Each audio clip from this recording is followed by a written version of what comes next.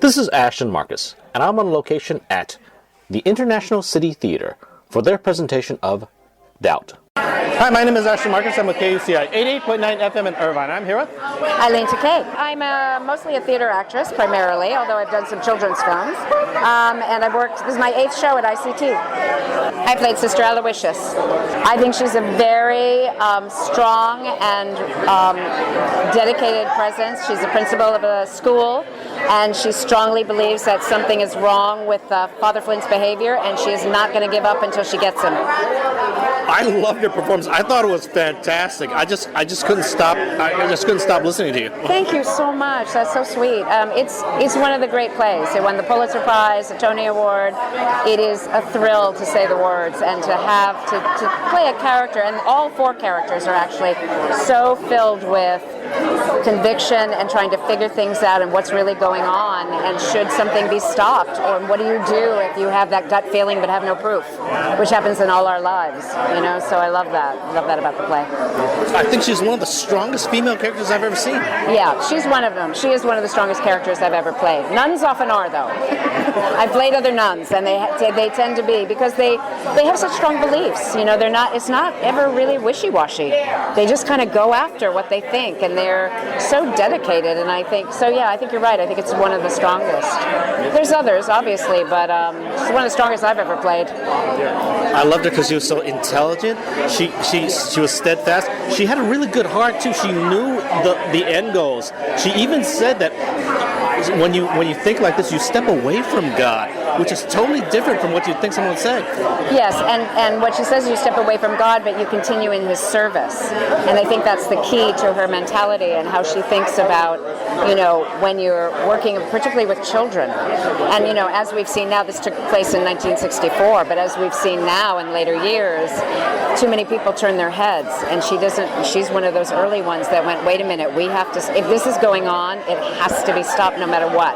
If it means, as she says, if it means I'm damned to hell, which is for a nun, it's like, oh my God, she is not kidding. A question. A lot of my listeners are community theater actors, and some of them are students. What's your best advice you can give them to help them get along with their careers? Don't give up. Don't give up. I've been an actress a long, long time, and whatever your passion is and your dream is, I think you just keep doing it, and you do it on whatever level you can.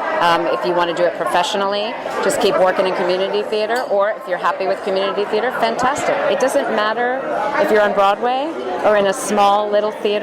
It's the same thing. You're telling a story, your audience is there, they're enjoying it, hopefully, and it doesn't feel any better or worse when I work in a large theater or a small theater. If I have a great story to tell and a character that I adore, it doesn't matter the size of the audience, just keep doing it, because it fills your heart. And when you don't do it, you can't do it at home. It's a live theater experience. You need the audience and you need your other actors, and that's the thrill for me of live theater as opposed to film or television. Once again, I love the performance. I love the metaphysics behind it. I love the philosophy behind it. I love the politics behind it. I love the social problems behind it, the sexuality behind it. I just love the way it treated everyone with respect. Yes. And it actually didn't insult the audience. It let the audience. It actually gave the audience a sense that these people coming here are actually adults. They deserve to hear this. They're not children. Let them make up their mind. Yeah, I love the conversation that happens after this play. I know when I saw it on Broadway, I couldn't stop talking about it. And thinking about it, and within the play going, oh, she's right, oh my God, she's wrong, oh my God, what happens if, you know, whatever. So when it provokes that kind of thing, and as you said, it doesn't talk down. It is a brilliantly written, constructed play. And as he says, it's doubt a parable, and that's exactly what it is. It's fantastic. I'm so lucky. Once again, I love your performance. Thank you very much for being on the show. Thank you. Appreciate it. Hi, my name is Ashton Marcus. I'm with KUCI 88.9 FM in Irvine. I'm here with Michael Pollack. I'm an LA actor, and I'd been in New York for about 8 years. I did my training at my undergraduate at Cal State Fullerton and my graduate work at Penn State University, and this is my first time at ICT. I played Father Flynn. I think he's a very progressive, up-and-coming in his profession. He's very committed to making the church a much more open, liberal, kind, gentler place, and trying to break down some of those walls that maybe the past has for them. He's trying to bring it into the new age, into the 60s. Well, I love the performance. I thought it was fantastic. I love your performance in particular. Thank you. I appreciate that. It was such a mind bender. It's like, did he do it? Did he not do it? Is she right? Is she wrong? I was kind of left a little confused. Well, I think that's good writing because, I love the ambiguity of this, and I love that people have, I love that they have doubt after the show, that they can go and discuss and debate this or that and really look at, because the way it's written, I think it's a really fair, it's fair in the arguments to go either way, and that's what I think is good. I'm glad that there isn't a clear decision made, and that audiences go out scratching their heads. Okay. When you do it as an actor, do you go in saying, "Okay, I'm going to play this as if he's guilty," or do I go in, "I'm going to play this as he's innocent"? What's your arc? For me, I came up with a backstory of what his secret is, and that kind of sustains me through the show. And I just make sure I don't tell anybody what it is. Okay, then I won't pry that out. I'll leave that as your secret. But one thing I want to comment about the show, I thought it touched intense, philosophical, spiritual, political topics about responsibility. I mean, what is your responsibility? Do you just say, okay, this is all happening around me, I'll just do my job, or do you just do what I guess the right thing? Even though again you might be destroying someone. Well, I think yes, and it also questions people's their fortitude in what they believe in and having actual real facts and evidence as opposed to going on just a feeling, because sometimes that can hurt you either way. I'm sure that people have been in a situation where their gut was telling them one thing and they went against it and they regretted that, and vice versa, where they were like, oh, I didn't really have all the information. And so I think that really brings this to the surface, and hopefully audiences are left debating those issues that you brought up and how they really feel about the situation. Once again, love the show. I love your performance. Thank you very much for being on the show. Thank you. My pleasure. I appreciate it. Hi, my name is Ashton Marcus. I'm with KUCI 88.9 FM in Irvine. I'm here with Erin Williams. I'm a native of Southern California. I attended New York University School of Acting and trained at the Atlantic Theater Company. I'm a native Long Beach gal these days and did my training in theater and with Sister James tonight in Doubt. Sister James she's a sunny lady. she's a very good-hearted thing, and she's innocent. And in this play, she really goes through the ringer.